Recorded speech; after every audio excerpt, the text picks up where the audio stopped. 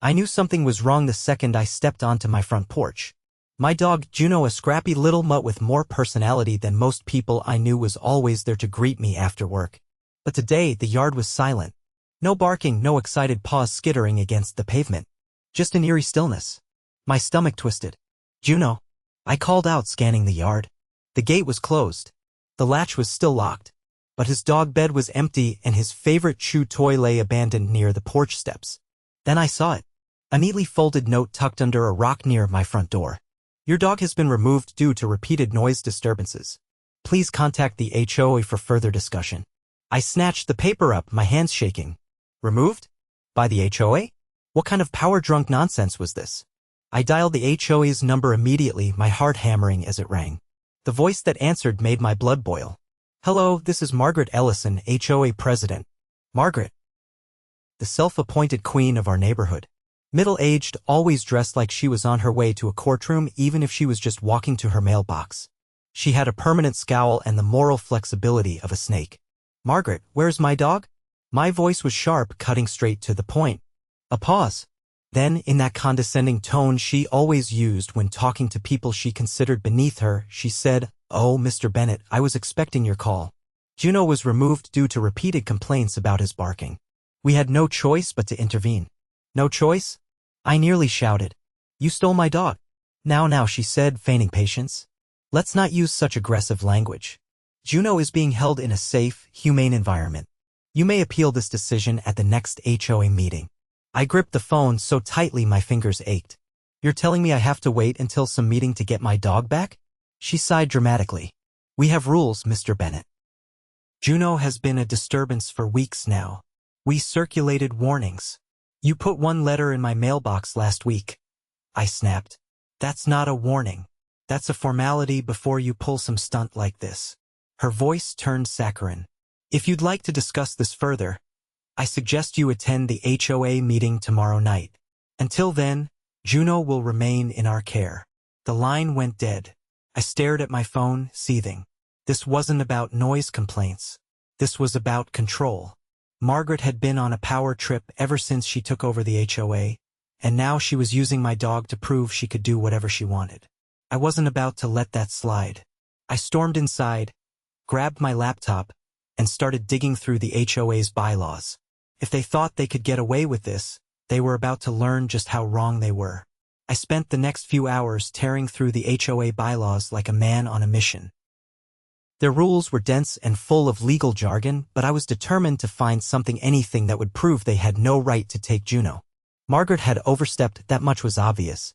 But I needed something concrete. Something that would force her to return my dog immediately. Then, buried deep in the fine print, I found it. The HOA had the authority to issue notices and fines for violations, but nowhere in their charter did it grant them the right to seize personal property, including pets. In fact, there was a specific clause that stated any removal of an animal had to be done through city animal control, not the HOA. Margaret had gone rogue.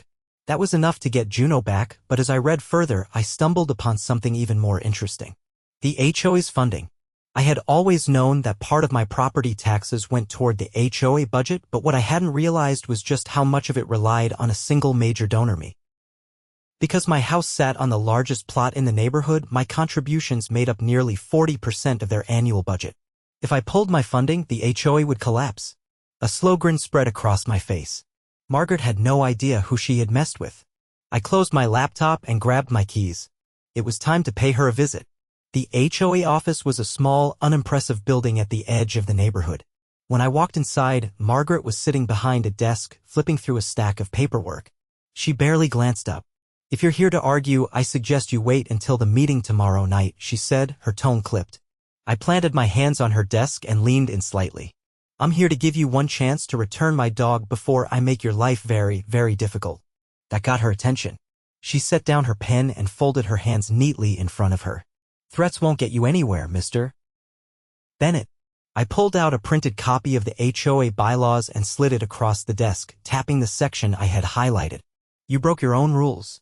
The HOA has no authority to confiscate pets. Only animal control does. You overstepped and I have proof." Her lips pressed into a thin line, but she didn't say anything. I leaned in further. "But that's not the best part. I pulled out another document, this one showing the HOA's financial breakdown. See this? Nearly half of your funding comes from my property. If I file a formal objection with the city and pull my contributions, your precious HOA will be bankrupt in less than 6 months. Her face paled.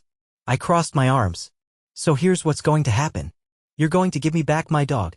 You're going to issue a public apology for overstepping your authority. And you're going to make sure nothing like this ever happens again. If you don't, I'll make sure this entire HOA crumbles. Margaret's mouth opened and closed like a fish gasping for air. For the first time since I'd known her, she was speechless. Then, without another word, she stood up and walked out of the office. A few minutes later, she returned with Juno in tow. His tail wagged furiously as he jumped into my arms, licking my face. Margaret's voice was tight with barely contained fury as she spoke. This was a misunderstanding. I gave her a pointed look. It was a power grab and you lost. She didn't argue. She just glared at me as I walked out, Juno safe in my arms. The next morning, a formal apology letter was delivered to every house in the neighborhood. Margaret tried to spin it as a clerical error, but the damage was done. People started questioning her authority, digging into other questionable decisions she had made. A month later, she resigned. I never had another problem with the HOA again. Word spread fast after Margaret resigned. The neighborhood buzzed with speculation, theories flying about what had finally pushed her over the edge. Some thought she had been siphoning HOA funds for herself. Others believed she had been pressured out by the board. I didn't correct them. Let them wonder. With Margaret gone, the HOA scrambled to restore its reputation. They hastily appointed a temporary president, a man named Richard Lively, who had all the charisma of wet cardboard. Unlike Margaret, he wasn't power-hungry. He was just overwhelmed, trying to keep the sinking ship afloat.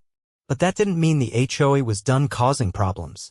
A week after Margaret's resignation, I found a letter in my mailbox. Not a fine, not a warning, just a simple request. The HOA wanted to renegotiate my contributions.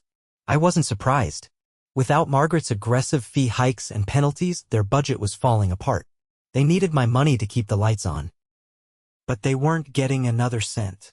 That evening, I attended the emergency HOA meeting. The community center was packed, homeowners eager to see what would happen next. Richard sat at the front, shuffling papers with a nervous energy. When he spotted me in the crowd, he cleared his throat, signaling for attention. As everyone knows, we're in a difficult financial situation, he began, his voice wavering. Without the funding we previously relied on, we may have to cut back on community services. A woman near the front crossed her arms. What services? The HOA barely does anything except issue fines. Murmurs of agreement rippled through the room. Richard wiped his brow. We maintain the entrance landscaping, organize community events, and ensure property values remain high. A man in the back scoffed. You mean you used our money to put up that ugly fountain no one wanted? Laughter broke out. Richard's face turned red. I leaned forward in my seat. Let's get to the point. You want me to reinstate my contributions, don't you? Richard hesitated, then nodded. Yes. Given how much your property contributes to our budget, we'd like to discuss a fair arrangement. I stood up, letting my gaze sweep the room. Fair arrangement? Like how Margaret fairly stole my dog. Silence. People shifted uncomfortably in their seats. Richard raised his hands in surrender. We acknowledge that mistakes were made under previous leadership. We're trying to move forward.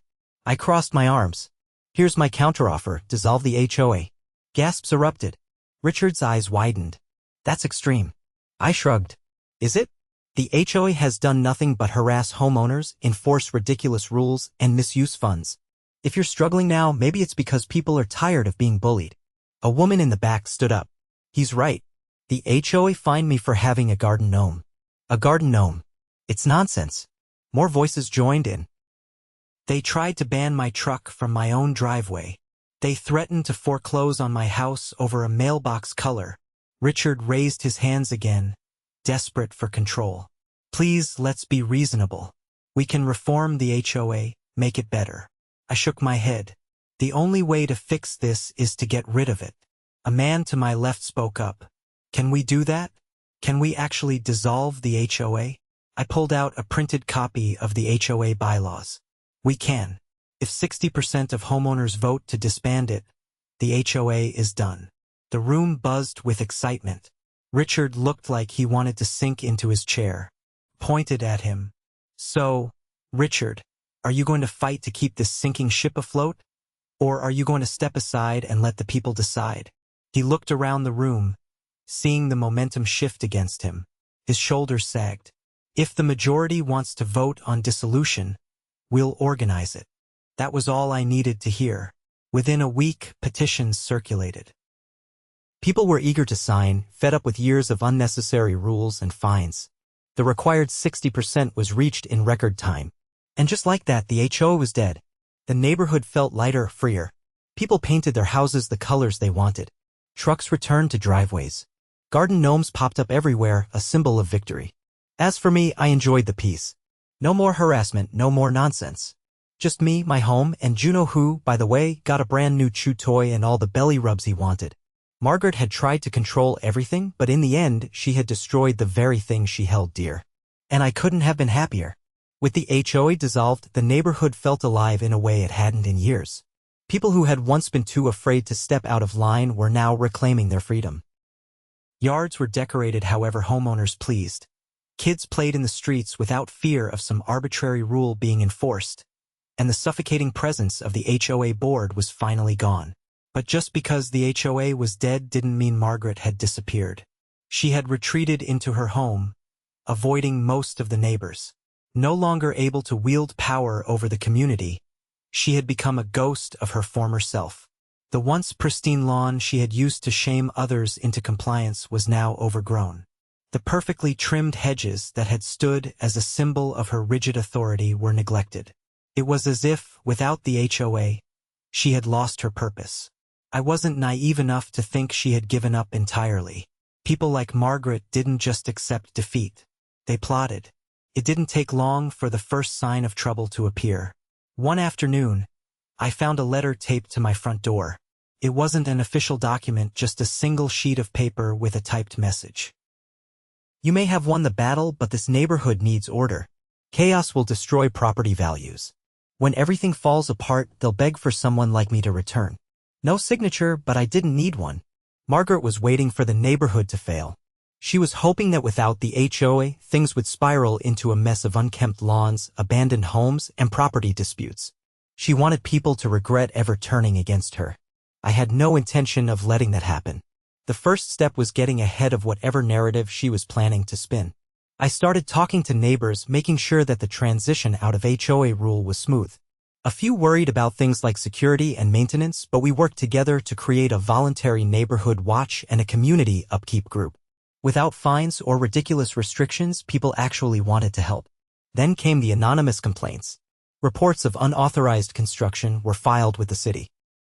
Permits that had already been approved suddenly faced unexpected scrutiny. A few neighbors even received notices about potential zoning violations. It didn't take a genius to figure out who was behind it.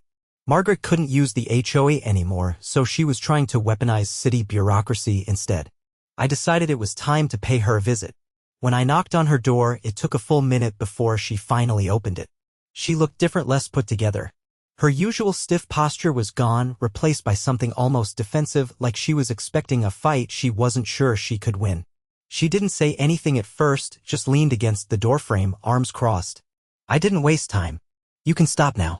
Her lips pressed into a thin line. I don't know what you're talking about. I held up one of the city complaints I had gotten my hands on.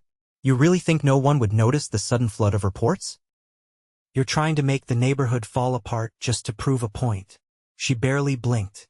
I don't have to do anything. Without structure, people always make a mess of things.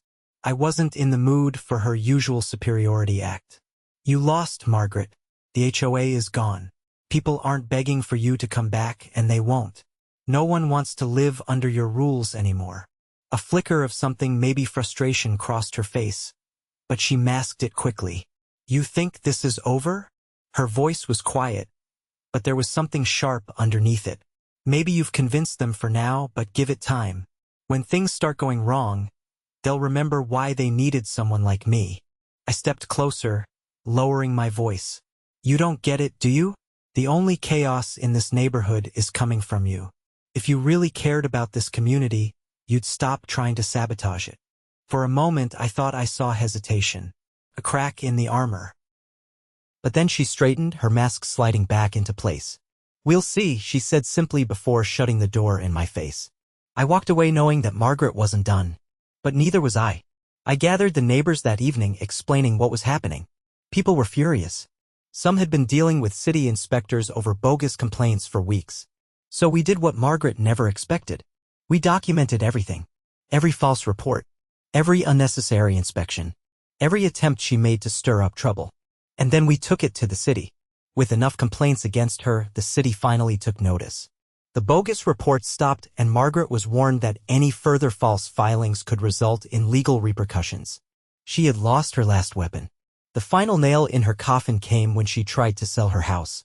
With her influence gone, she had no reason to stay. But there was one problem: no one wanted to buy from the woman who had made the entire neighborhood miserable for years. Her reputation was toxic. The house sat on the market, overpriced and ignored. The last time I saw Margaret, she was loading boxes into a moving truck. She didn't say goodbye. The neighborhood moved on without her. And for the first time in years, it truly felt like home. With Margaret gone, the neighborhood finally had a chance to breathe. But the damage she had done wasn't so easily erased.